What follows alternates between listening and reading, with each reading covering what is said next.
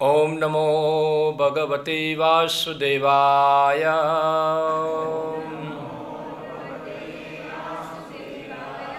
ओम नमो भगवते वासुदेवाय।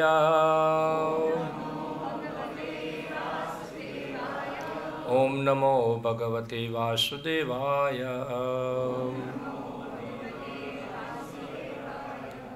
श्रीमद् भगवद गीता यथारूप अध्याय 2 श्लोक संख्या 7 मेरे पीछे दोहराइए। कार्पण्य दोष उपहता स्वभावः पृच्छामि त्वां धर्म सम्मूढ़ चेतः यत् श्रेयः स्यात् निश्चितं ब्रूहि तत् मे शिष्यः ते अहं शादि मां त्वां प्रपन्नम्। कार्पण्यदोषोपहत स्वभावः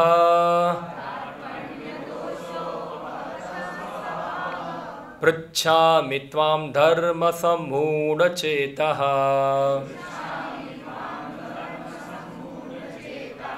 यश्रेयस्यान्निश्चितं ब्रूहि तन्मे शिष्यस्तेऽहं शादि मां त्वां प्रपन्नम्।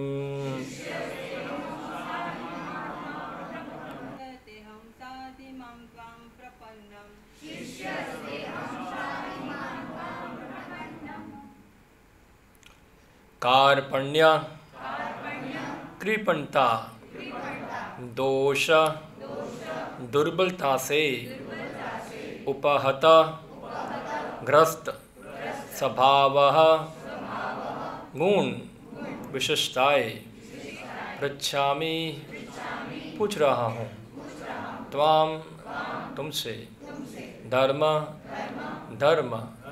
सम्मूढ़ मोहग्रस्त चेता हृदय में यत् जो श्रेयः कल्याणकारी स्यात् हो निश्चितं विश्वासपूर्वक ब्रूहि कहो तत् वह मैं मुझको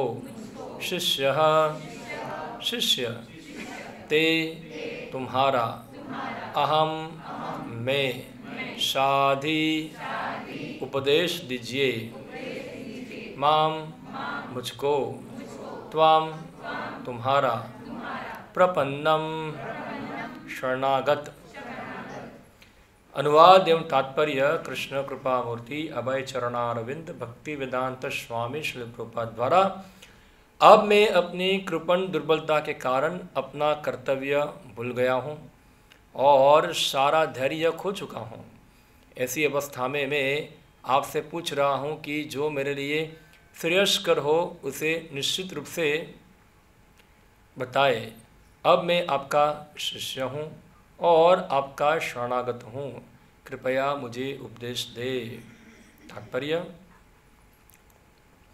यह प्राकृतिक नियम है कि भौतिक कार्यकलाप की प्रणाली ही हर एक के लिए चिंता का कारण है। पग पग पर उलझन मिलती है, अतः प्रामाणिक गुरु के पास जाना आवश्यक है जो जीवन के उद्देश्य को पूरा करने के लिए समुचित पथ निर्देश दे सके। समग्र वैदिक ग्रंथ हमें यह उपदेश देते हैं कि जीवन की अनचाही उलझनों से मुक्त होने के लिए प्रामाणिक गुरु के पास जाना चाहिए। ये उलझनें उन दावाग्नि के समान है जो किसी के द्वारा लगाए बिना भभक उठती है। इसी प्रकार विश्व की स्थिति ऐसी है कि बिना चाहे जीवन की उलझनें स्वतः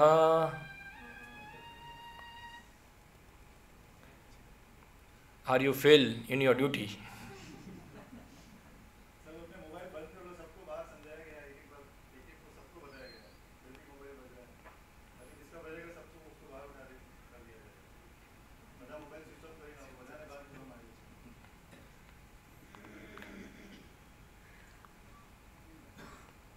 पदम पदम पर विपदा भपक जाती है। कोई नहीं चाहता कि आग लगे, किंतु फिर भी वह लगती है और हम अत्यधिक व्याकुल हो उठते हैं। अतः वैदिक वाक्मय उपदेश देता है कि जीवन की उलझनों को समझने तथा उनका समाधान करने के लिए हमें परंपरागत गुरु के पास जाना चाहिए। जिस व्यक्ति का प्रमाणित गुरु होता है वह सब कुछ जानता है। अतः मनुष्य को भौतिक उलझनों में ना रहकर गुरु के पास जाना चाहिए। यही इस श्लोक का तात्पर्य है। आखिर भौतिक उलझनों में कौन सा व्यक्ति पड़ता है? वह जो जीवन की समस्याओं को नहीं समझता। बृहदारण्यक उपनिषद में 3.8-10 व्याकुल यानी कि व्यग्र मनुष्य का वर्णन इस प्रकार हुआ है। यो वा एतदक्षरम गार्ग्य विदित्वास्मात् लोकात् प्रेति शकृपणः।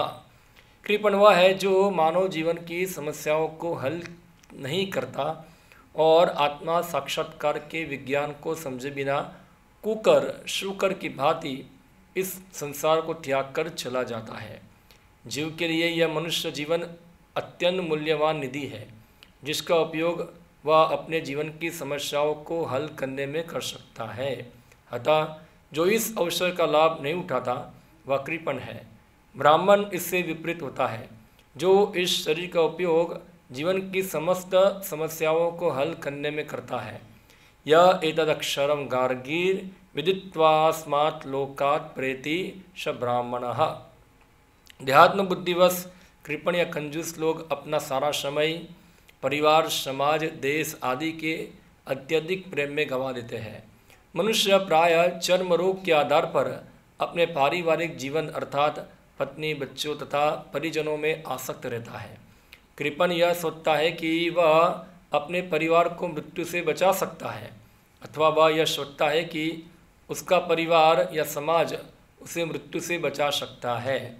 ऐसी पारिवारिक आसक्ति निम्न पशुओं में भी पाई जाती है, क्योंकि वे भी बच्चों की देखभाल करते हैं। बुद्धिमान होने के कारण अर्जुन समझ गया था कि पारिवारिक सदस्यों के प्रति उसका अनुराग तथा मृत्यु से उनकी रक्षा करने की उसकी इच्छा ही उसकी उलझनों का कारण है। यद्यपि वह समझ रहा था कि युद्ध करने का कर्तव्य उसकी प्रतीक्षा कर रहा था, किंतु कृपण दुर्बलता यानी कि कार्पण्य दोष के कारण वह अपना कर्तव्य नहीं निभा रहा था। अतः वह परम गुरु भगवान श्री कृष्ण के कोई निश्चित हल निकालने का अनुरोध कर रहा है। वह कृष्ण का शिष्यत्व ग्रहण करता है। वह मित्रतापूर्वक बातें बंद करना चाहता है। गुरु तथा शिष्य की बातें गंभीर होती है और अब अर्जुन अपने माननीय गुरु के समक्ष गंभीरतापूर्वक बातें करना चाहता है। इसलिए कृष्ण भगवद गीता के आदि गुरु हैं और अर्जुन गीता समझने वाला प्रथम शिष्य है। अर्जुन भगवद गीता को किस तरह समझता है वह गीता में वर्णित है। तो भी मूर्ख संसारी विद्वान बताते हैं कि किसी को मनुष्य रूप कृष्ण की नहीं बल्कि अजन्मा कृष्ण की शरण ग्रहण करनी चाहिए। कृष्ण के अंतर तथा बाह्य में कोई अंतर नहीं है। इस ज्ञान के बिना जो भगवद गीता को समझने का प्रयास करता है वह सबसे बड़ा मूर्ख है। ओम अज्ञानतिमिरन्धस्य ज्ञानञ्जनशलाकया चक्षुरुन्मिलितं येन तस्मै श्रीगुरुवे नमः। श्रीचैतन्यमनोभीष्टं स्थापितं येन भूतले स्वयं रूपः कदा मह्यं ददाति स्वपदान्तिकं। वन्देऽहं श्रीगुरो श्रीयुतपदकमलं श्रीगुरून् वैष्णवांश्च श्रीरूपं सागरजातं सहगणरघुनाथामृतं त्वं सजीवं साद्वैतं सावधूतं परिजनसहितं कृष्णचैतन्यदेवं श्रीराधाकृष्णपादान् सागरललिता श्रीविशाखानितांश्च श्रीकृष्णचैतन्य प्रभु नित्यानंद श्री अद्वैत गदाधर शिवासादि गौरभक्तवृंद। हरे कृष्ण कृष्ण कृष्ण हरे हरे, हरे राम राम राम हरे हरे। हरे कृष्ण। कार्पण्य दोषोपहत स्वभावः पृच्छामि त्वां धर्म सम्मूढ़चेता यश्रेयसा निश्चितं ब्रूहि तन्मे शिष्यस्तेहं शाधिमां त्वां प्रपन्नम। तो जो अर्जुन जो है अभी भगवान कृष्ण को बताते हैं कि उसको एक दोष लगा है, और वह है कार्पण्य दोष। कार्पण्य दोष पहत स्वभाव। तो स्वभाव यानी कि हमारी प्रकृति, नेचर, ऐसा हम कहते हैं। हर व्यक्ति का अलग अलग स्वभाव होता है, और स्वभाव के अनुसार हम देखते हैं गीता के अंदर 4 प्रकार के वृत्तियाँ बताई गई है। हाँ, वर्ण बताए गए हैं, ब्राह्मण, क्षत्रिय, वैश्य और शूद्र। तो यह अर्जुन जो है एक क्षत्रिय है और क्षत्रिय स्वभाव है, मगर उस स्वभाव के अंदर क्या आ गया, अभी दोष आ गया है।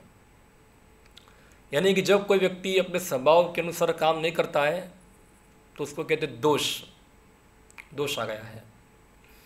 तो कार्पण्य दोष, क्या दोष है?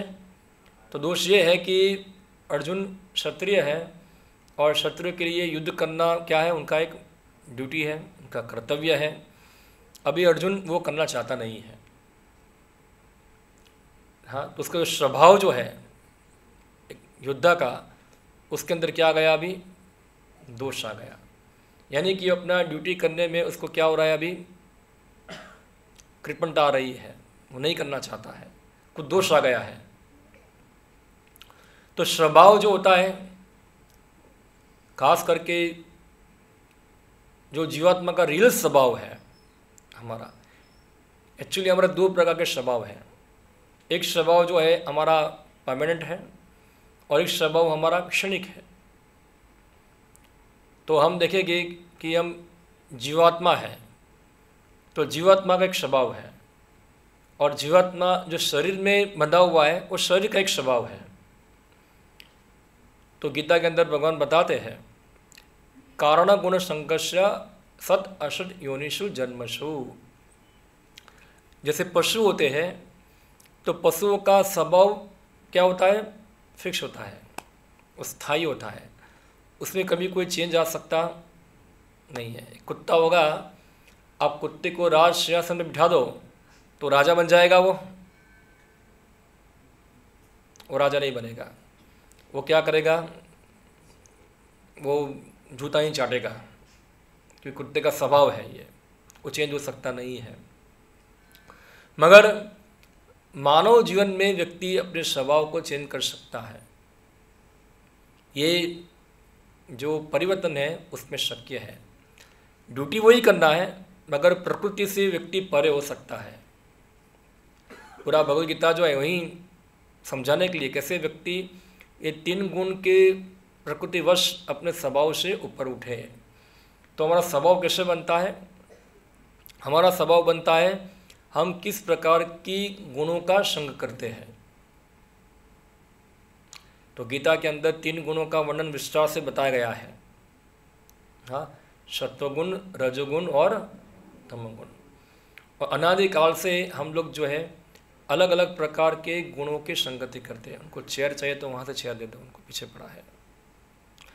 आपको चेयर चाहिए, बैठ गया नीचे, चलिएगा। तो हर व्यक्ति का जो स्वभाव है वो कौन से गुणों की संगति करता है उस प्रकार ग्रहण करता है। वर्तमान समय में जो हमारा स्वभाव है ये हमारा वास्तविक स्वभाव नहीं है। हमारा स्वभाव उसके द्वारा ढका हुआ है। जैसे कि उदाहरण में आपको दूँ, जैसे एक लाइट होती है सफ़ेद रंग की, उसके ऊपर अब लाल रंग का आवरण चढ़ा दो, प्लास्टिक का पेपर होता है लाल रंग का, अब चढ़ा दो तो जो लाइट है वो कौन से रंग की हो जाएगी? लाल रंग की हो जाएगी। वास्तव में लाइट तो लाल नहीं है, वो क्या है? हाँ, वो तो सफ़ेद ही है, मगर उसके ऊपर क्या आ गया, अभी वो आवरण आ गया, इसलिए वो क्या हो गई, वो लाल रूप दिखती है। तो हमारे ऊपर भी ये प्राकृतिक आवरण आ चुका है। ये 3 गुणों का आवरण है, और 3 गुणों से आवृत हमारा ये शरीर है। इसलिए जो हमारी ओरिजिनल प्रकृति जो है इस शरीर के थ्रू प्रकट होती है, तो प्रकृति हमारी क्या हो जाती है, धीरे धीरे विकृत हो जाती है, अशुद्ध हो जाती है। जैसे हम देखते लाइट जो होता है, कई बार हम स्कूल में पढ़ते थे, प्रिज्म होता है, प्रिज्म पता है ना आपको? हाँ, प्रिज्म में कोई लाइट जाएगा तो क्या होगा, सीधा बाहर निकलेगा, और क्या होगा, थोड़ा बेंड हो जाएगा, एग्जैक्टली 100% बाहर निकल पाएगा नहीं। तो इसी प्रकार से हमारा जो स्वभाव है, ये 3 गुणों के संपर्क में आने के कारण क्या हो चुका है, विकृत हो चुका है। हाँ, तो अभी जो स्वभाव है हमारा, वो अस्थायी स्वभाव है, और इस स्वभाव ना जाने हम लोग बार बार चेंज करते रहते हैं। तो कैसे चेंज होता है ये? जो व्यक्ति जिस प्रकार की प्रकृति का संग करेगा, उस प्रकार स्वभाव वो ले लेगा। हाँ, तो जनरली व्यक्ति अपना स्वभाव बनाता है अलग अलग कारणों से। एक तो कारण है उसका कि वो अपने पूर्व जन्म की प्रकृति लेके आता है यहाँ, जो पूर्व जन्म में जो कार्य किया है उसकी एक प्रकार की प्रकृति बनती है, वो लेके यहाँ आता है। दूसरा, वो अपने माता पिता की प्रकृति प्राप्त करता है थोड़ी बहुत। हाँ, और तीसरी जो है, उसके आजू बाजू जो लोग रहते हैं, जिनके साथ वो व्यवहार करता है सोसाइटी के अंदर, वो सोसाइटी किस प्रकार की प्रकृति की है वो भी ग्रहण करता है। उस प्रकार उसका क्या होता है, परवरिश होता है, तो एक नेचर वो बनाता है अपना। हाँ, तो अगर कोई व्यक्ति अपने पूर्व संस्कार सपोज खराब लेके आया है, मगर उसको अच्छी संगति प्राप्त होती है, तो वो अपना पूर्व संस्कार चेंज कर सकता है। और हो सकता है कि कोई व्यक्ति अपने पूर्व संस्कार अच्छा लेके आया है, मगर उसकी सोसाइटी में अच्छी संगति नहीं मिली है, तो उसका संस्कार जो है बिगड़ सकता है। हम देखते भी है ऐसा, कई बार हम देखते हैं कि कोई व्यक्ति अच्छे परिवार में पैदा हुआ है और अच्छी प्रकृति है, मगर आगे जाके क्या होता है, गलत संगति में गिरने के कारण क्या होता है फिर, तो उसका पूरा नेचर चेंज हो जाता है, स्वभाव चेंज हो जाता है, आश्रित स्वभाव हो जाता है।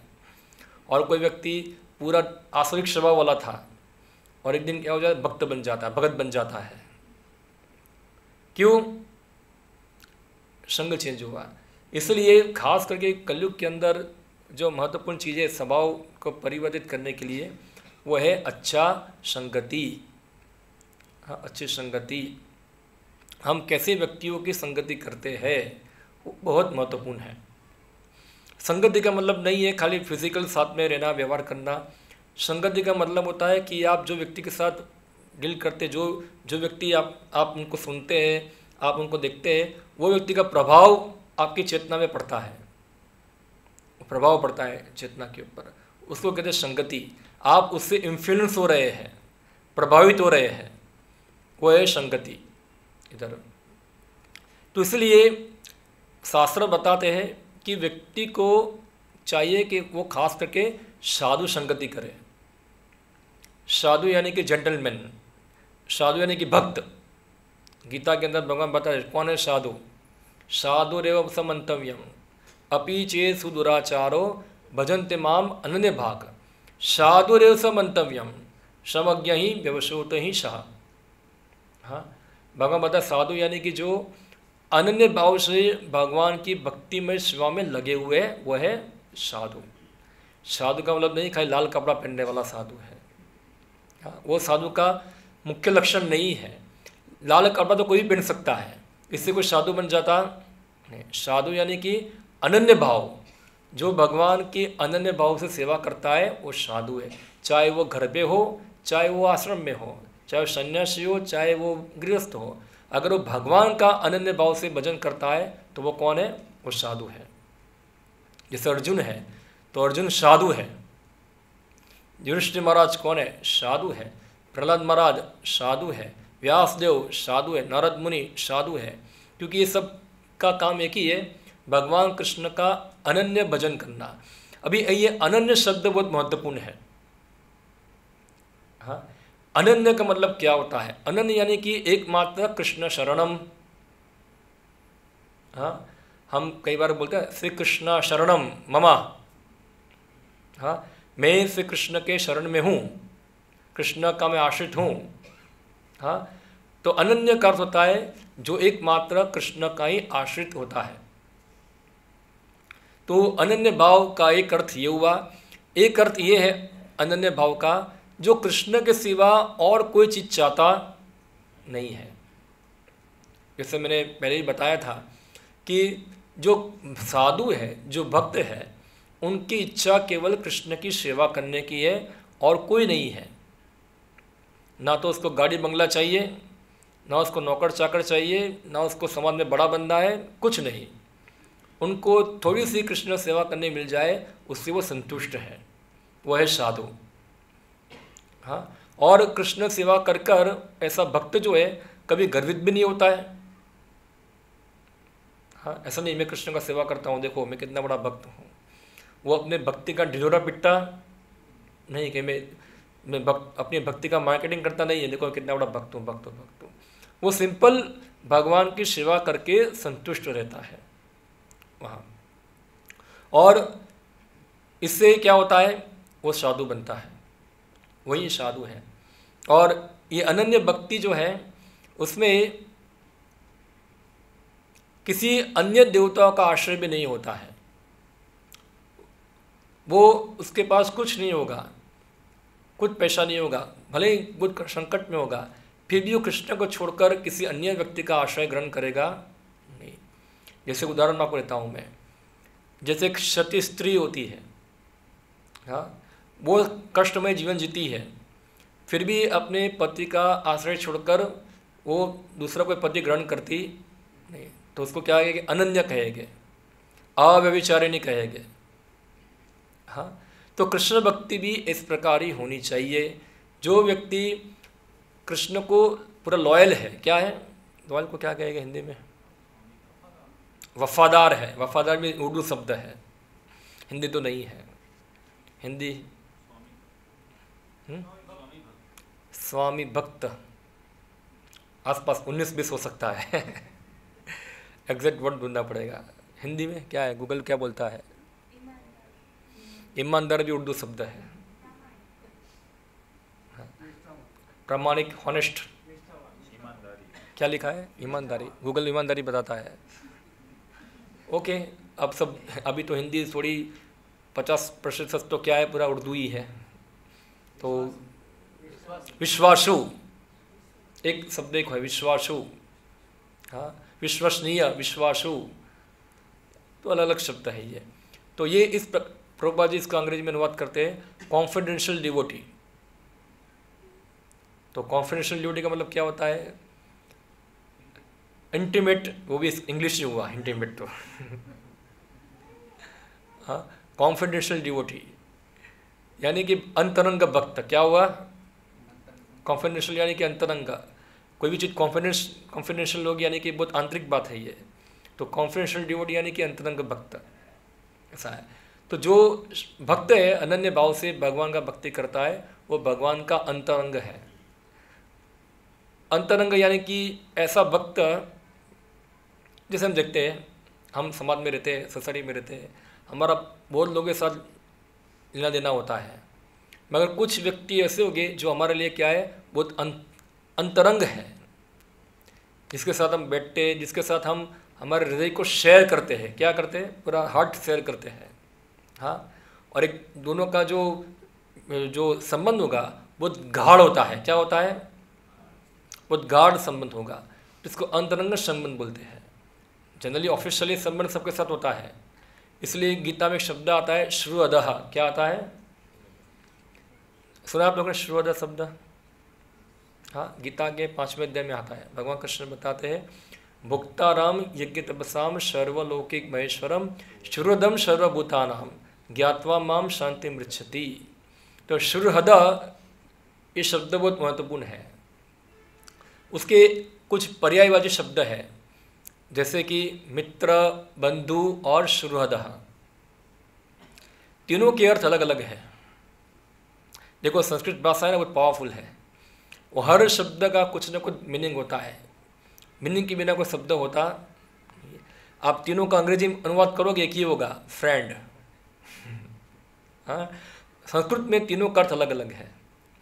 मित्र यानी कि जो रास्ते में मिलते हैं, हाय हेलो हरे कृष्णा कैसे हो, उसको क्या बोलेंगे हम, मित्र। बंधु यानी कि थोड़ा और नजीक है, थोड़ा और उसके साथ संबंध है, उसको बंधु बोलेंगे।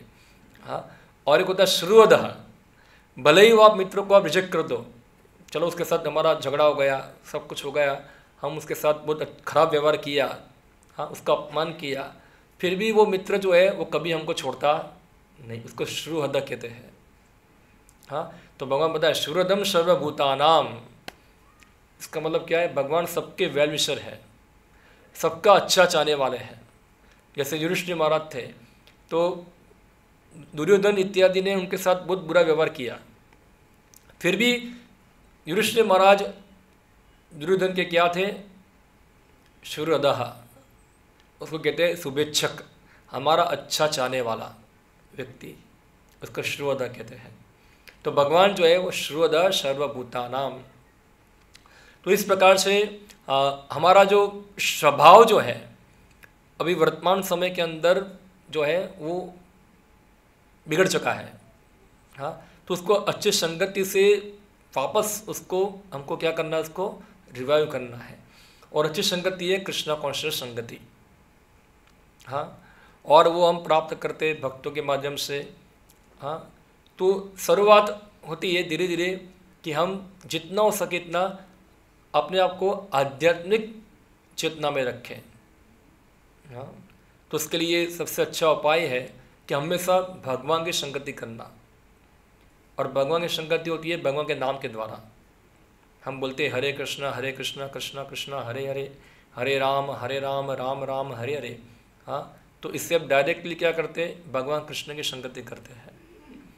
या तो फिर आप बड़े बड़े भक्त हैं भगवान के, अब नारद मुनि, व्यासदेव, सभी बड़े बड़े भक्तों की संगति कर सकते हैं आप श्रीमद् भागवतम पढ़कर।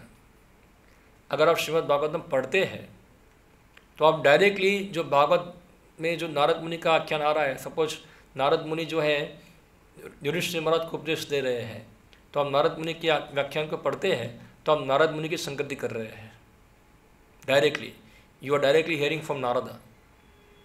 हाँ, उसी प्रकार से हम गीता पढ़ते हैं तो हम सीधा भगवान कृष्ण की संगति कर रहे हैं।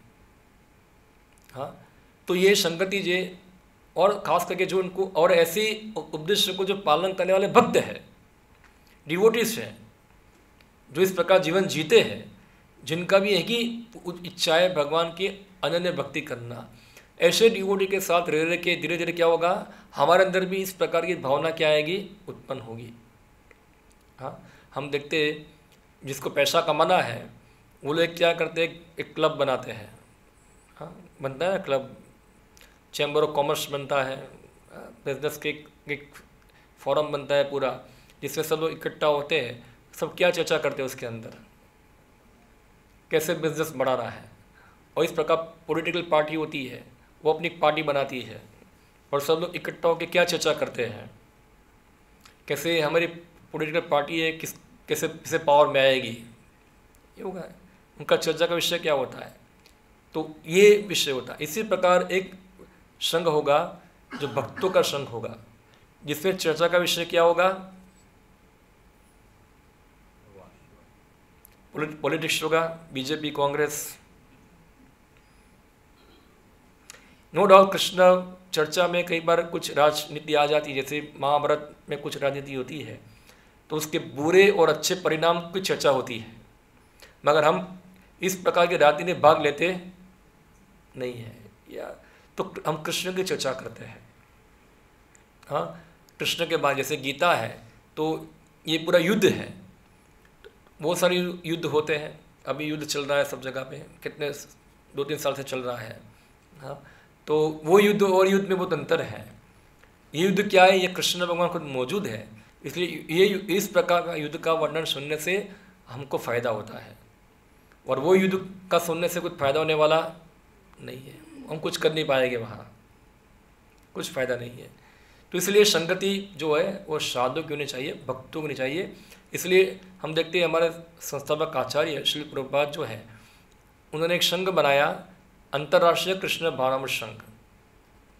इसको अंग्रेजी में अनुवाद करेंगे international society for Krishna consciousness, और उसका शॉर्ट फॉर्म होगा ISKCON, शॉर्ट नेम है उसका, इस्कॉन। और पूरा नाम है अंतर्राष्ट्रीय कृष्ण भावनामृत संघ। यानी कि एक अंतर्राष्ट्रीय समुदाय है जिसमें संघ किसका है, भक्तों का संघ है ये। जिससे भक्त लोग क्या करते, कृष्ण की सेवा, कृष्ण के बारे में, कृष्ण केंद्रित सोसाइटी है ये, उसमें और कुछ आता नहीं। एक बार जब श्रील प्रभुपाद जी ये संघ की स्थापना किया, ये संघ रजिस्टर हुआ न्यूयॉर्क के अंदर 1966 के अंदर, 66-67 के अंदर रजिस्टर हुआ। और तब एक मित्र ने उनको बताया, आप international society for Krishna conscious की जगह पर गॉड कॉन्शियसनेस रखिए।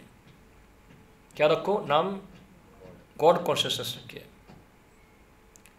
तो श्रील प्रभुपाद ने बोला नहीं, Y God consciousness, Krishna consciousness. तो बोला उसमें बुराई क्या है?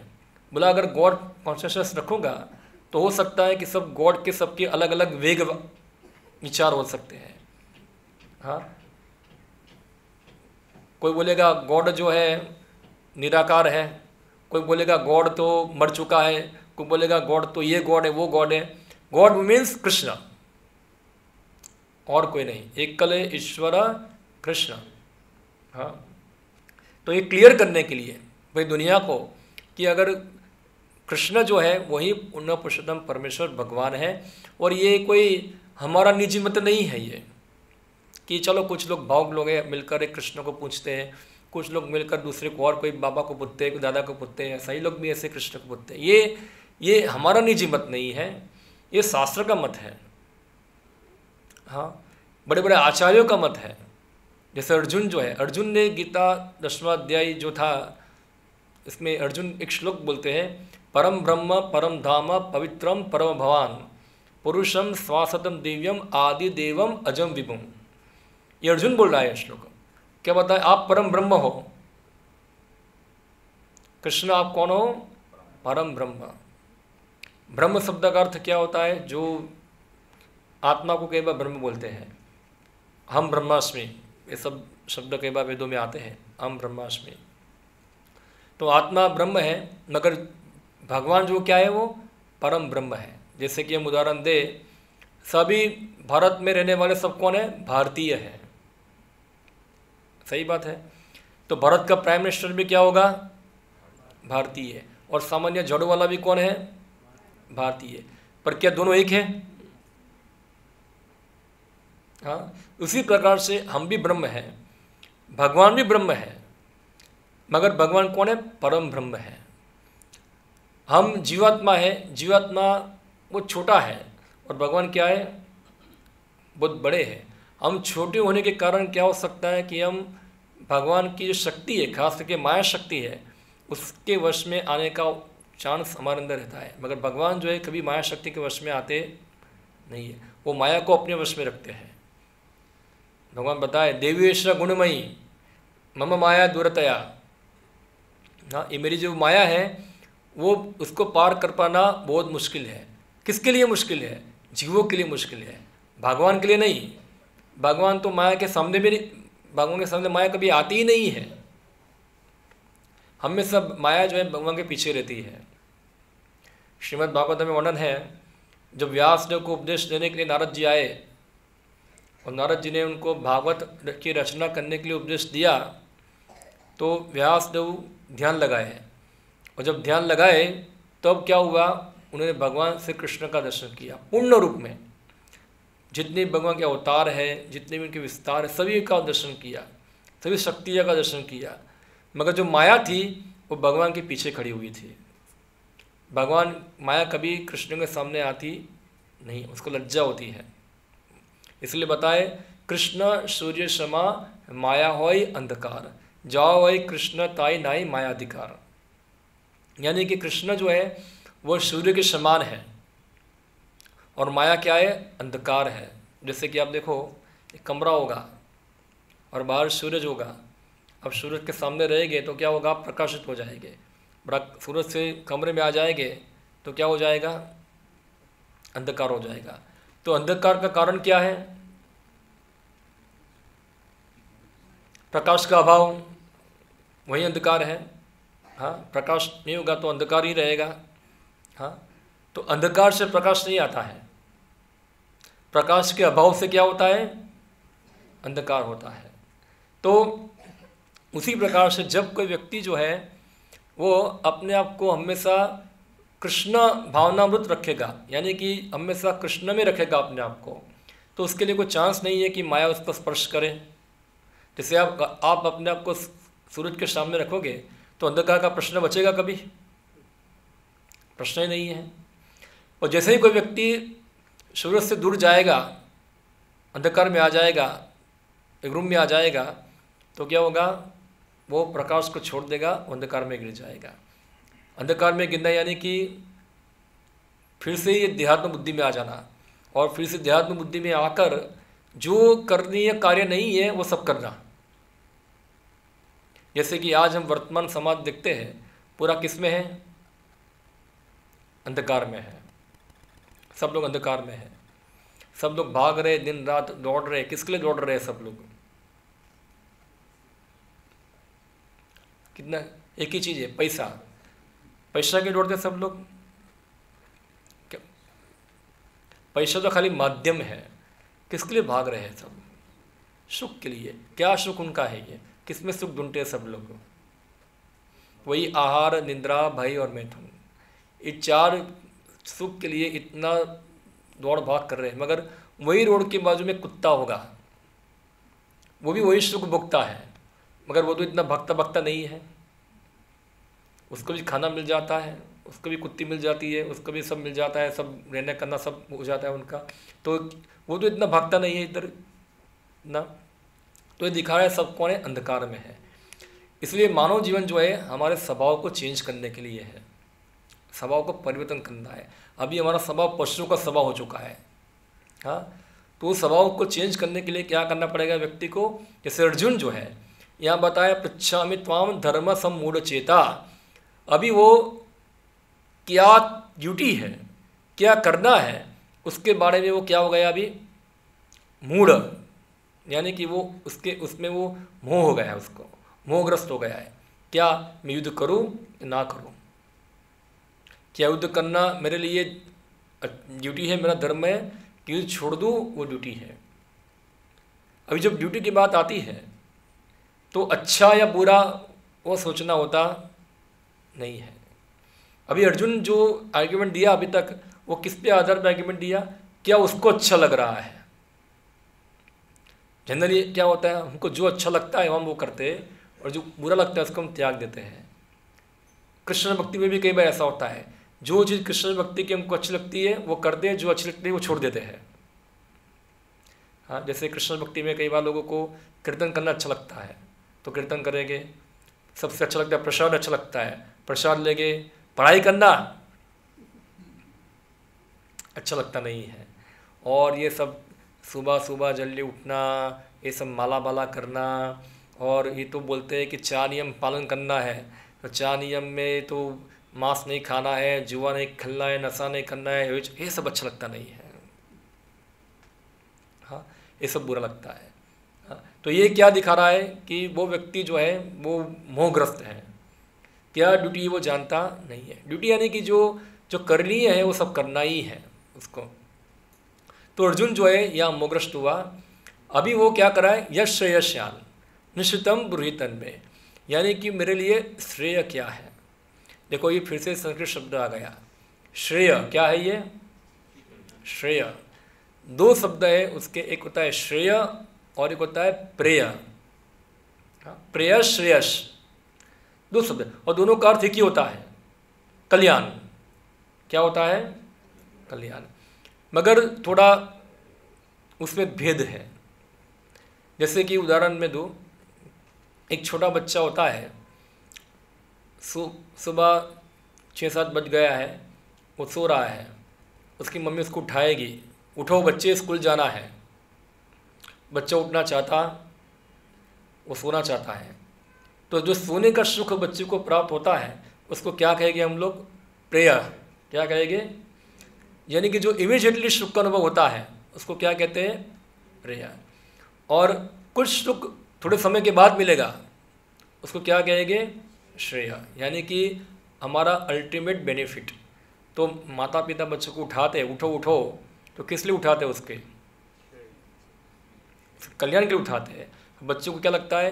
ये माता पिता मेरा कल्याण चाहते मुझे तो सोने में मज़ा आ रहा है और ये मेरी मज़ा में क्या कर रहे हैं, भंग कर रहे हैं पूरा। वहाँ बैठ के क्या करूँगा मैं ऐसा उसको। तो इसी प्रकार से श्रेय यानी कि हमारा अल्टीमेट बेनिफिट, हाँ, हमारा श्रेय किसमें है अभी हम वो खुद जान सकते हैं। हमको जो तुरंत अच्छा लगता है उसको हम स्वीकार कर लेते हैं, हाँ। मगर यहाँ अर्जुन जो बता रहे श्रेय कि व्यक्ति का मेरा परम कल्याण किसमें है, इसलिए शास्त्र बताते हैं कि जो व्यक्ति अपने परम कल्याण करना चाहता है वो व्यक्ति को क्या करना पड़ेगा, उसको एक आध्यात्मिक गुरु के पास जाना पड़ेगा। शास्त्र बताते हैं तस्मात् गुरु प्रपद्यते जिज्ञासु श्रेय उत्तम।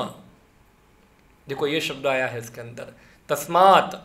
तस्मात् का मतलब होता है इसीलिए, गुरु प्रपद्यते, प्रपद्यते यानी कि जाना। और देखो ये संस्कृत भाषा है, फिर से अंग्रेजी में बोलता हूँ मैं क्या है। तो अंग्रेजी में एक शब्द आता है शुड, जो अंग्रेजी समझ तुम्हें पता होगा, शुड, शुड, एच मैं प्रोनाउंस बराबर कर रहा हूँ, शुड, शुड बी जैसे बोलते हैं ना, SHOULD, शुड, हाँ। शुड और मस्ट दो शब्द है, दोनों में कुछ अंतर है, जो अंग्रेजी पढ़े होंगे पता होगा, बच्चे लोग पढ़ते होंगे, क्या अंतर है। मस्ट यानी कि क्या है, करना ही है, और शुड यानी कि चलेगा, क्या है, चलेगा। तो प्रपद्यते का मतलब क्या है, जाना ही है, कंपल्सरी बता रहा है प्रपद्यते। जैसे गीता के अंदर शब्द आता है सर्वधर्मान् परित्यज्य मामेकं शरणं व्रज, हाँ, अहं त्वां सर्व पापेभ्यो मोक्षयिष्यामि मा शुचः। जाना ही है, हाँ, प्रपद्यते। तो ये शब्द का मतलब क्या है कि व्यक्ति को भगवान एक गुरु के पास जाना ही है, कंपल्सरी जाना है, मस्ट जाना है। इधर क्यों जाना है, तस्मात् गुरु प्रपद्यते जिज्ञासु, जिज्ञासा के लिए जाना है। कौन सी जिज्ञासा, श्रेय, श्रेय, उसको श्रेय जानना है कि मेरा अल्टीमेट बेनिफिट किस में है, ना कि गुरु के पास जाके बोलना है गुरु मुझे बीमारी है क्या करूं, कौन सी दवाई लूँ, ऐसा है। उसके लिए गुरु के पास जाना नहीं है। तो हमारा अल्टीमेट बेनिफिट किस में है, तो अल्टीमेट बेनिफिट है हमारा कि हम जन्म मृत्यु जरा व्याधि में फंसे हुए हैं।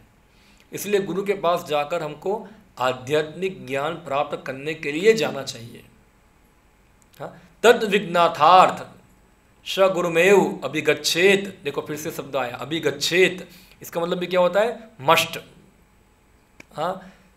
तद विज्ञार्थार्थ, तद, तत् यानी कि इसीलिए, हाँ, विज्ञार्थार्थ। देखो ये भी संस्कृत भाषा का बहुत अच्छा एक अर्थ है, दो शब्द, एक होता है ज्ञान और एक होता है विज्ञान, हाँ। तो ज्ञान का अर्थ क्या होता है, तो ज्ञान का अर्थ होता है थियरिकल नॉलेज, थियरिकल यानी हिंदी में क्या बोलेंगे उसको, खाली सैद्धांतिक ज्ञान, खाली बस पता है। और विज्ञान यानी कि क्या होता है, उसका साक्षात्कार होना, प्रैक्टिकल एप्लीकेशन। जब वो ज्ञान को आप प्रैक्टिकली डालते हैं अपने जीवन के अंदर और जो उसका अनुभव होता है आपको, उसको क्या कहेंगे, विज्ञान। स्कूल में जो विज्ञान पढ़ते वो विज्ञान नहीं है, वो तो खाली टेक्नोलॉजी है और कुछ नहीं है, इंफॉर्मेशन है खाली, नॉट विज्ञान, नॉट साइंस, हाँ। ये साइंस शब्द आजकल का साइंस बना, उससे पहले गीता में आया है, ज्ञान विज्ञान संहितम, बहुत सारे शब्द शास्त्र में विज्ञान शब्द आते हैं। तो विज्ञान का अर्थ होता है कि अनुभव करने के लिए, साक्षात्कार करने के लिए, हाँ। तो क्या साक्षात्कार करना है, तो गुरु के पास जाके आध्यात्मिक ज्ञान प्राप्त करना है, हाँ। और आध्यात्मिक ज्ञान प्राप्त कर कर उसका साक्षात्कार करना है, उसका अनुभव करना है उसका। तस्मात् गुरु प्रपद्यते जिज्ञासु श्रेय उत्तमा। फिर प्रश्न होगा कौन से गुरु के पास जाना है। बहुत सारे गुरु का दुकान चलता है, सब बोलते हैं गुरु लोग मेरे पास आ जाओ, हाँ, मैं तुमको ज्ञान दूंगा, 100 रुपये में ज्ञान मिल जाएगा, खाली बस आओ, तुमको गुप्त मंत्र दूंगा, ऐसा है, कुछ करो, ज्ञान का एक बहुत बड़ा मेला लगेगा या ज्ञान का कोई विधि बनेगी। तो ज्ञान कोई 1-2 मिनट की बात नहीं है, हाँ। तो गुरु के पास व्यक्ति को जाना है, शब्दे परे च निष्णातम, ऐसे गुरु के पास जो गुरु परंपरा में आता है और शास्त्र ज्ञान में निष्णात है। शब्दे परे यानी कि जो वैदिक ज्ञान में निष्णात है, यानी जो गुरु है वो कभी भी अपनी मनगढ़ंत चीज बताएगा नहीं। जो गुरु है हमेशा उसको शास्त्र के आधार पे चीज सिखाएंगे, उसको शास्त्र वाणी जो है जो परंपरा में आती है, हाँ गुरु शिष्य क्योंकि वो गुरु जो है वो गुरु इसलिए है क्योंकि वो अन्य गुरु से सीखा है। जैसे आपको डॉक्टर बनना है तो आप खाली पुस्तक पढ़कर डॉक्टर बन सकते हैं नहीं, आपको क्या करना पड़ेगा, अब एक डॉक्टर के पास जाना पड़ेगा जो एक प्रमाणित कॉलेज के अंदर क्या हुआ है, स्नातक हुआ है, और वहाँ उसके माध्यम में रहकर आपको डॉक्टरी सीखनी पड़ेगी। वरना बहुत सारा पुस्तक मिलता है, एटोनॉमी मिलेगा बाज़ार में, पुस्तक लेके आएगा एटोनॉमी, चलो मैंने पढ़ लिया, घर में दर्द हुआ माता पिता को, मम्मी चलो तुम्हारा पेट चिरता हूँ मैं अभी, तो क्या उसको चीज़ें देंगे पेट उसका है नहीं, उसको क्या करना पड़ेगा, उसको सीखना पड़ेगा, कोई डॉक्टर के पास जाके सीखना पड़ेगा क्या है, पूरा ट्रेन होना पड़ेगा उसको। तो उसी प्रकार से तस्मात् गुरु प्रपद्यते जिज्ञासु श्रेय उत्तम शब्दे परे च निष्णातम, जो शास्त्र ज्ञान में प्रवीण है, ब्रह्मणि उपाश्रितम, ये शब्द भी बहुत महत्वपूर्ण है। ब्रह्मणि, ब्रह्मणि का अर्थ होता है, एक शब्द होता है कि भगवान कृष्ण, जो कृष्ण की उपासना में क्या है, निष्णात है, निष्ठ है, भगवान की सेवा में वो निष्ठ है, यानी कि भगवान का शुद्ध भक्त है, जिसका और कोई ड्यूटी नहीं कि गुरु ऐसा नहीं कि गुरु का धंधा करता है, ऐसा है। गुरु हफ्ते में एक बार गुरु बनता है, बाकी दिन जॉब करता है, हाँ, उसका और कोई ड्यूटी नहीं है, उसका एक ही ड्यूटी है कैसे अपने शिष्य को कृष्णा कॉन्शियस बनाए। वो अपने शिष्य को भौतिक प्रलोभन देता नहीं है कि ओके मेरे पास आओ, ये पूजा करो, ये विधि करो, तुम्हारा एक काम सॉल्व हो जाएगा, तुम्हारा कौन सा ग्रह नड़ रहा है, ऐसा है, लाओ तुम्हारा ग्रह ठीक कर देता हूँ, ऐसा है, राहु केतु कौन सा है, वो सब गुरु का काम नहीं है। कई बार हम लोग जाते हैं ना, धोती कुर्ता पहनते हैं तो बोलते हैं जो ज्योतिष ऐसा सोचते हैं कि ब्राह्मण है ज्योतिष है, तो कई बार उनको पूछते हैं महाराज तुम्हें हाथ जो छो महाराज हाथ दिखते हैं, तो फिर मैं क्या करता हूँ कि जोक करता हूँ, हाँ दिखता हूँ हाथ, मेरा हाथ देख दो ना क्या है फिर मैं हाथ जो देखता हूँ बोलता हूँ तुम्हारे हाथ में लिखा है जन्म मृत्यु जरा और व्याधि, तो हाथ खींच लेता है ऐसा, महाराज शुभ बोलो ना क्या है इधर, तो शुभ क्या सही बता रहा हूँ क्या है, यही है, मैं हाथ देखूँ या देखूँ, मैं आँख बंद करके बोल सकता हूँ तुम मरने वाले हो, हाँ तुम मरने वाले हो, तुमको बीमारी आने वाली है, तुम वृद्ध होने वाले हो, हाँ तुम्हारा कोई ज्योतिष तुम्हारा कुछ भी कुछ गोल मोल मटोर करके कुछ दाना वाना डाल के तुमको इससे बचा पाएगा नहीं। ऐसे बहुत सारे हमारे जामनगर में तो बहुत चलते हैं ऐसा, हाँ बहुत चलते हैं, सब लोग जाते हैं क्या डांड डालते हैं कुछ ऐसा, कुछ ब्लैक मैजिक या तो फिर ऐसा कुछ करना जो भी हो, लोग जाएंगे महाराज कहीं खरीदो ने कहीं थी जाए कसो इतना, तो वो जो महाराज को बोलना जाके ऐसा है, महाराज ऐसा करो ना कि मरूं नहीं मैं, ऐसा करो कि मैं जन्म मृत्यु छूट जाऊं, ऐसा कुछ करो, तो वो महाराज कर पाएगा नहीं, क्योंकि वो आपको कोई श्रेय आपको करता नहीं, वो तो खुद अंधकार में है और आपको अंधकार में रखेगा। इसलिए व्यक्ति को शिष्य भी है वो भी वास्तव में जिज्ञासु होना चाहिए, वो छोटे मोटे काम के लिए ऐसे कोई साधु बधु के पास नहीं जाना चाहिए। क्या होता है अगर शिष्य जो है या तो जो ऐसे श्रद्धालु है, ऐसा व्यक्ति जो है अगर वो जिज्ञासु नहीं है, वो गंभीर नहीं है, तो उनको भी ऐसे ही लोग मिल जाते हैं। जैसे उदाहरण मैं आपको दूँ, क्यों दुनिया के अंदर डुप्लीकेट सोना बिकता है, क्यों दुनिया के अंदर डुप्लीकेट घी बिकता है, बहुत सारी डुप्लीकेट चीज़ आती है ना, नकली माल बिकता है, क्यों बिकता है, कौन बताएंगे, आप तो बता दीजिए कुछ। सामने के लोग लेने वाले भी हैं, ग्राहक भी है इसे लेने के लिए। देखो उदाहरण आपको दूं मैं, दो दुकान है, एक सोने की है, बाजू में लोहे की है। अभी जिसको सोना खरीदना है, कम से कम उसको बेसिक ज्ञान तो होना चाहिए सोना क्या होता है। अभी सोने की दुकान में गया, हमारे यहाँ बहुत सारी ज्वेलरी की दुकान है, चलो कोई दुकान का नाम लेते हैं, क्या है वो, एक दुकान है नवनीत बहुत सारी है, दुकान में गया, आप जाते हैं वहाँ लेने के लिए, ऐसा है तो वहाँ गए उधर और बोला मुझे सोने का एक चेन चाहिए। तो बोलेगा कितना ग्राम का है, बोला 10 ग्राम का है। ओके 10 ग्राम का है तो उसकी कीमत होगी 1 लाख रुपया। अरे वो महंगा वाला है, नहीं लेना है। बाहर गया, लिखा है सेल सेल सेल, और वो घुस गया दुकान के अंदर, बोला मुझे 10 ग्राम का चेन चाहिए। मिलेगा कितना का है, बोला खाली 1000 रुपये का है, ले जाओ। ऐसा है 1000 रुपये का है तो एक काम करो 10-15 और दे दो, ऐसा है।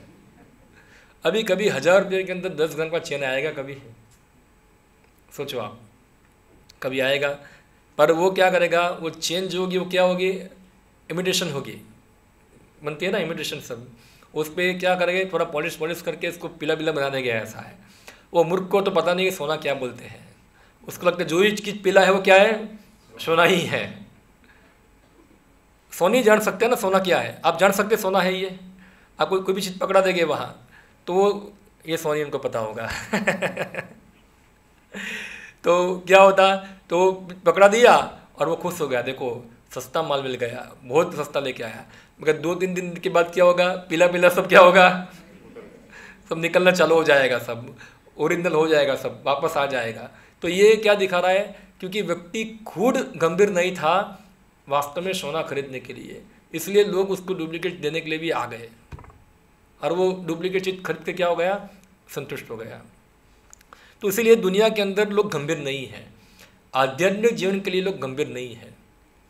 लोगों को कैसा आध्यात्मिक जीवन चाहिए, आधा आधा चाहिए उनको, सही चीज़ चाहिए नहीं, क्योंकि सही चीज़ में क्या होगा, बहुत सारे रूल्स फॉलो करने होंगे। हाँ, कि आपको ये बंद करना है, ये नहीं करना है, ये नहीं करना है। जैसे कि कोई, वही उदाहरण देता हूँ मैं, जैसे कोई बीमार व्यक्ति है, उस डॉक्टर के पास जाएगा ट्रीटमेंट के लिए, डायबिटीज है, डॉक्टर के पास जाए, डॉक्टर क्या बोलेगा, सबसे पहले मिठाई बंद कर दो। अरे डॉक्टर बहुत कड़क है, ऐसा है। फिर जाएगा बाजू वाले डॉक्टर के पास जाएगा, डॉक्टर डायबिटीज हुआ है, कि क्या करना है, कुछ नहीं, एक दवा देता हूँ, दवाई खाओ, खाना पीना, अरे सब खाना है, सब छूट, खाली दवाई देते रहो बस, बुरा ऐसा है। तो वो क्या हुआ, वो चीट हुआ उधर, वो वास्तव में उसका ट्रीटमेंट कर रहा नहीं है। तो इसी प्रकार से जो आध्यात्मिक गुरु है उनके पास जाना है, तो वो रियल गुरु होगा, वो हमारा ट्रीटमेंट चालू करेगा। तो हमको बोलेगा ऐसा नहीं करना चाहिए, ऐसा करना चाहिए, तो हमको क्या लगेगा, ये अच्छा लगेगा, नहीं ये तो बहुत कड़क लोग हैं, ये तो ऐसा है। तो कड़क होगा तभी तो और प्रगति होगा हमारा, वरना कैसे होगा। हाँ, अगर सबको ईजी हो जाएगा तो फिर कैसे हम प्रगति कर पाएंगे। हाँ, तो क्योंकि हम लोग बीमार हैं तो हमारी ट्रीटमेंट तो होनी ज़रूरी है। तो इसलिए जो गंभीर है, जो वास्तव में अपनी बीमारी का दूर करना चाहता है, उसको चाहिए कि ऐसे प्रामाणिक गुरु के पास जाए और उनसे जिज्ञासा करे, उनको शरणागत हो। जैसे अर्जुन गया यहाँ, शिष्यस्ते हम शादिमाम त्वाम प्रपन्नम, अर्जुन सीधा खुद गया है। कृष्ण ने बोले अर्जुन को तुम मेरा शिष्य बन जाओ, कृष्ण बोले अर्जुन को तुम मेरा शिष्य बन जाओ। हाँ, अर्जुन खुद गया है। तो गुरु के पास शिष्य खुद जाता है, गुरु ने बोलते मेरा शिष्य बन जाओ आके। और शिष्य का अर्थ होता है वॉलंटरीली हम जो है किसी एक व्यक्ति का शासन हमारे ऊपर स्वीकारते हैं। जैसे आप पेशेंट बनते हैं डॉक्टर के, तो फिर डॉक्टर जो बोलेगा आपको करना है, फिर डॉक्टर का डॉक्टर नहीं बनना है हमको, फिर हमारा ट्रीटमेंट होगा कभी। अभी डॉक्टर बोलेंगे आपको ऐसा नहीं खाना है, ऐसा खाएं, डॉक्टर साहब एक काम करते हैं, ऐसा करता हूँ मैं, चल जाएगा। फिर डॉक्टर क्या बोलेंगे, भाई तुम्हारा ट्रीटमेंट खुद कर लो, ऐसा है, मेरे पास आने की आवश्यकता नहीं है। तो इसलिए शिष्य का मतलब होता है, देखो ये भी संस्कृत शब्द है शिष्य उसका एग्जैक्ट अंग्रेजी अनुवाद नहीं हो पाएगा, संभव नहीं है। अंग्रेजी भाषा और संस्कृत भाषा में जमीन आसमान का अंतर है। हम चलो उसका अंग्रेजी में अनुवाद करें तो कोई स्टूडेंट करेगा, विद्यार्थी, पर वो शिष्य का अनुवाद नहीं है ये, या एक दूसरा शब्द डिसाइपल है, थोड़ा बहुत मिलता जुलता आता है डिसाइपल शब्द, स्टूडेंट अनुवाद नहीं है एग्जैक्टली। तो शिष्य का अर्थ होता है, ये शब्द जो पैदा हुआ है एक धातु है शत धातु, हाँ, उससे ये शब्द बनता है शिष्य। शत धातु से एक शब्द बनता है शास्त्र, और एक शब्द बनता है शास्त्र, शस्त्र और शिष्य। ये तीन शब्द का जो रूट है, शत धातु है, उससे ये तीन शब्द निकलते हैं। हाँ, तो ये जो शत धातु का अर्थ होता है शासन करना। क्या होता है? शासन करना। जो गुजराती पढ़ते होगे या पढ़ाते होगे उनको पता होगा, कोई टीचर भी चलोगे तो उनको पता होगा धातु क्या बोलते हैं, व्याकरण में आता है सब। हाँ, ये गुजराती व्याकरण में आएगा, हिंदी व्याकरण में आएगा, या संस्कृत व्याकरण में आता है। जो कोई भी शब्द का जो एक मूल शब्द होता है उससे सब शब्द बनते हैं, धातु बोलते हैं उसको। तो ये षड धातु से ये तीन शब्द बनते हैं, शिष्य, शास्त्र और तीसरा क्या रह गया, शिष्य, शास्त्र और शस्त्र। देखो अभी तीनों का अर्थ एक ही है। अब देखो शास्त्र जो है वो क्या करता है? शासन करता है। शास्त्र यानी कि नियम, शास्त्र की विधान, ऐसा करना है ऐसा नहीं करना है, तो शास्त्र क्या करता है? रूलिंग करता है। हाँ, और शस्त्र, जब शास्त्र काम नहीं करता है तो फिर क्या आता है? शस्त्र, वो भी क्या करता है? शासन करता है। और शिष्य यानी कि जो शासन अपने ऊपर लेता है, हाँ, उसको कहते हैं शिष्य, जो अपने ऊपर शासन स्वीकारने को तैयार है, वॉलेंटरीली, स्वेच्छा से।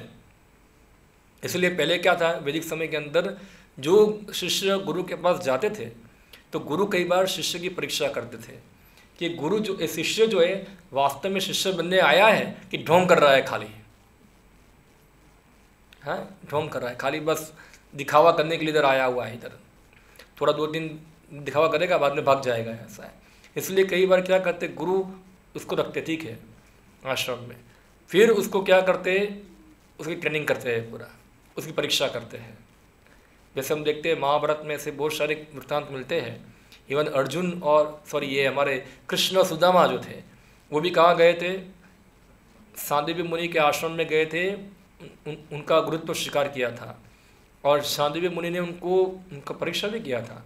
उनको बहुत कठोर काम दिया करने के लिए, जाओ जंगल में जाके लकड़ी काट के आ जाओ वहाँ। अभी भगवान कृष्ण राजा के पुत्र थे, चाहे राजा को या सबका, वहाँ गुरु के सामने क्या होते हैं? सब समान होते हैं। ऐसा नहीं कि राजा का पुत्र है तो गुरु जरा उसका फेवर करेगा, ऐसा नहीं। आजकल के होते हैं ना चापलूस गुरु होते हैं ऐसे। देखिए ये पैसा वाला है तो क्या करेंगे, और पैसा वाला नहीं है तो छोड़ दो। तो जो ओरिजिनल गुरु है वो पैसा वाला हो या पैसा वाला ना हो, उसको पड़ी हुई नहीं है। और या तो फिर बोलेगा गुरुजी ये तो बहुत पढ़ा लिखा है, ये तो अड़पन है, गुरुजी को भी पढ़ी हुई नहीं थी है, पढ़ा हुआ है कि नहीं पढ़ा हुआ है उसको साथ लेना देना नहीं है। जो कुछ पढ़ा हुआ है बहुत बोझा उठा के आया है, ऐसा है। वो ज़्यादा पढ़ के वो गुरु का गुरु बन जाएगा, होता है ना ऐसा। जैसे कहानी है कि एक बार एक टीचर के पास 2 लोग आए सीखने के लिए कैसे मृदंग बजाना है। हाँ, तो एक लड़का बोलता है गुरुजी मुझे थोड़ा बहुत बजाना आता है, और एक विद्यार्थी बोला मुझे कुछ भी नहीं आता है। तो गुरुजी बोला देखिए तुमको थोड़ा बहुत आता है तुम्हारा 200 रुपया, तुमको कुछ नहीं आता है तुम्हारा 100 रुपया। हाँ, ऐसा क्यों? मुझे थोड़ा आता है, मेरा कम होना चाहिए, उसको कुछ भी नहीं आता है उसका 100 रुपया।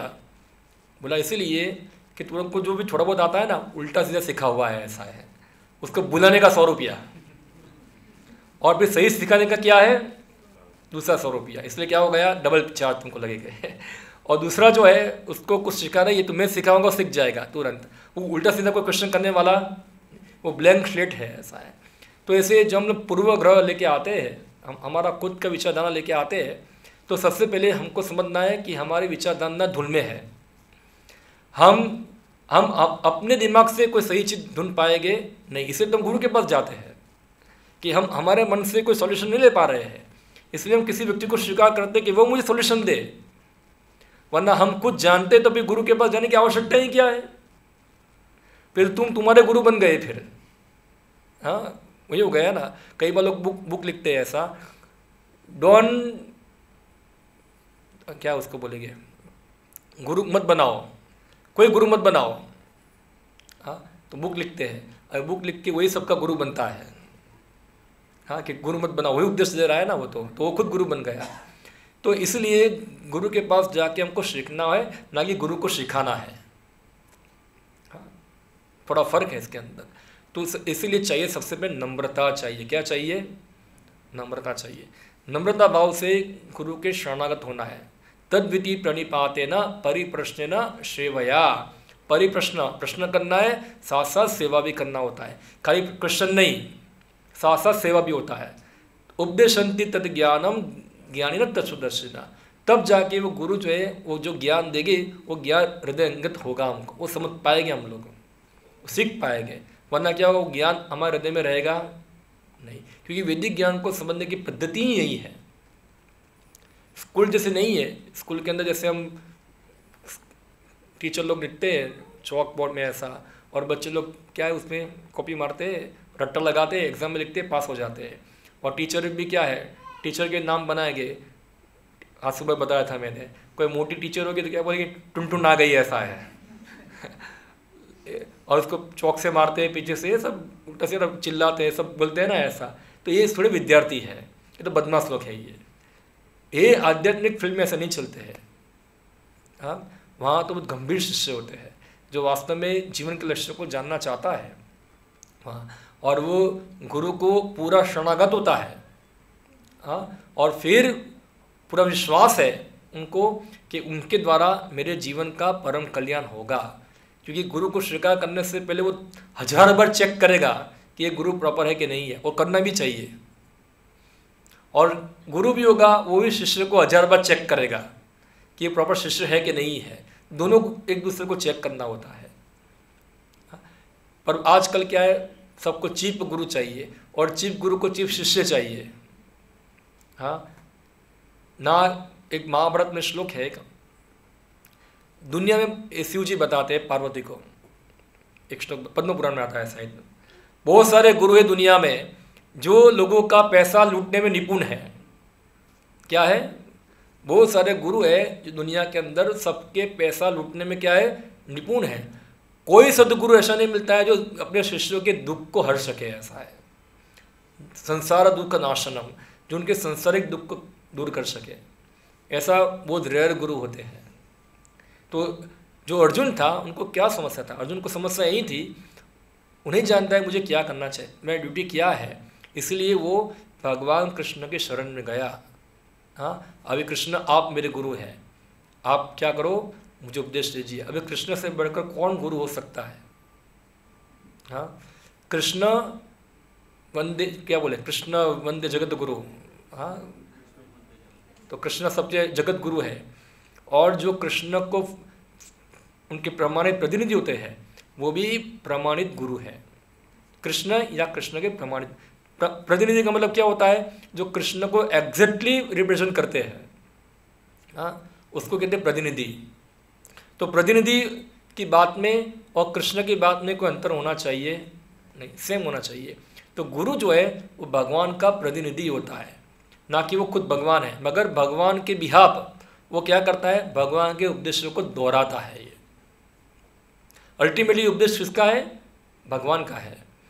गुरु खुद का कुछ मैन्युफैक्चर करता, चलो मुझे एक जगह बैठा हूँ बस स्टैंड पे स्टेशन के ऊपर और मुझे क्या आ गया, ज्ञान आ गया, नहीं। सबसे पहले जो ज्ञान है भगवान कृष्ण ने ब्रह्मा को सिखाया।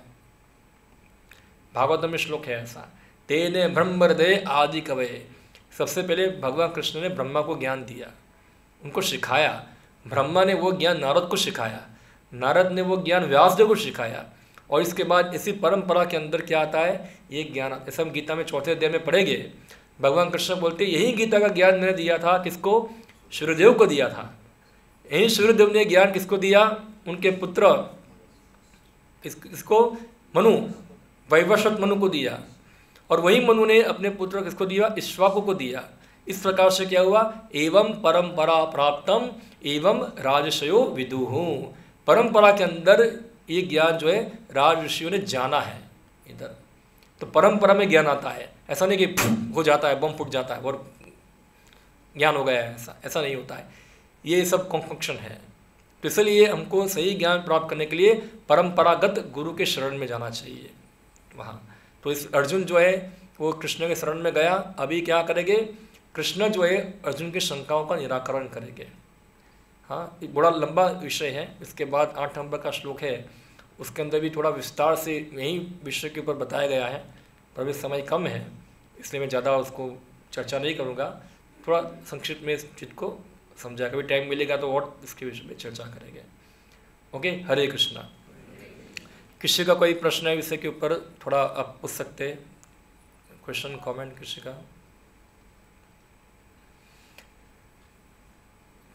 प्रश्न कई बार क्या होता नहीं है, मुझे कई बार शंका होती है ऐसी कि लोग समझ रहे हैं कि नहीं समझ रहे हैं या, क्योंकि प्रश्न ना होने का कारण 2 होगा, या तो सब लोग समझ गए या तो कुछ लोग समझे ही नहीं। बराबर यही हो सकता है और कुछ तो नहीं। एक है